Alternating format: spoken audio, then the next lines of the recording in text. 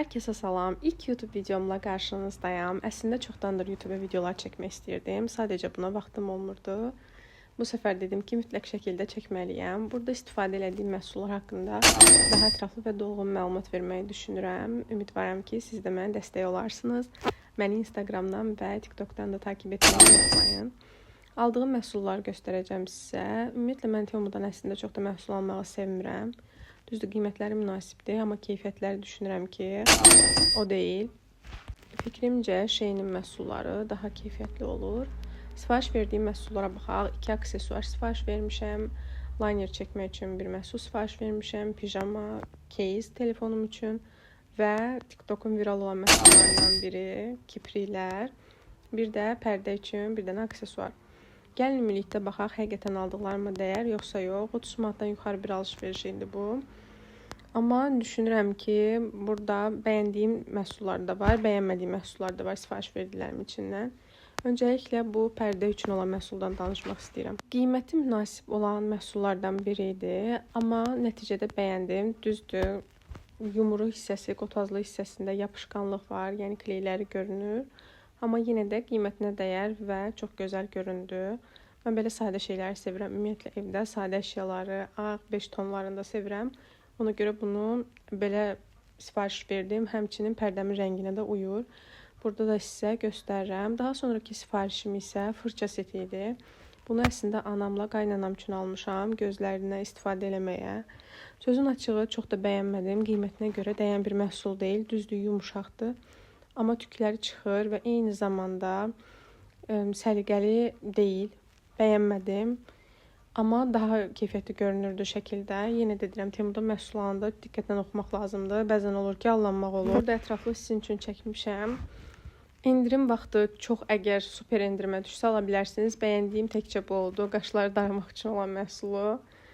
Yəni nəticədə çox da bəyənmədim fırça setini. Qiymətini də burada hər birinin əgər qoymuşamsa, burada özləri görünəcək.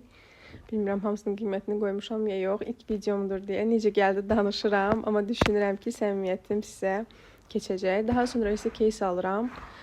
Case hər zaman aldığım bir məhsuldur onsuz da. Keyfiyyəti də normaldır telefona görə. Məndə iPhone 14 olduğuna görə bunu sifariş vermişdim. Və normal idi. Qiyməti təqribi deyəsən səhv eləmirəmsə 2 manata qədər olmalı idi. Düşünürəm ki, o qiymətə dəyər bir case. Daha sonra TikTokun daha viral olan bir məhsulu. Bu liner çəkmək üçün bir vasitədir. Sözün açığı liner çəkməkdə o qədər də başarılı deyiləm. Çox makyaj edən biri olmadığıma görə. Buna görə sifariş verdim. İstifadə edib Instagramda bununla bağlı məlumatı bölüşəcəm. Keçdik digər əsas hissəyə, aksesuarlar. Normalda aksesuar alanda mütləq şəkildə altının yazı hissəsini oxuyun. Əgər yəni sadəcə aksesuar yazılıbsa, bunlar tez qaralacaq. Məsələn, mənim aldığım məhsullardan biri. Amma stal, paslanmaz polad yazılıbsa, bunlar daha gec qaralacaq. Ümumiyyətlə, gümüşə belə çox parfüm vursanız, onun rəngində dəyişmə olacaq. Ona görə çalışın ki, çoxlu parfüm vurmayın. Çoxlu parfüm vuranda məhsulun rəngi dəyişir. Bir dənə də belə qolbaq sifariş vermişdim. Ümumiyyətlə, bunu çox bəyəndirəm modelini. Qiymətləri paylaşmışam və yaxud da ki, əgər paylaşmamışamsa da yazaram.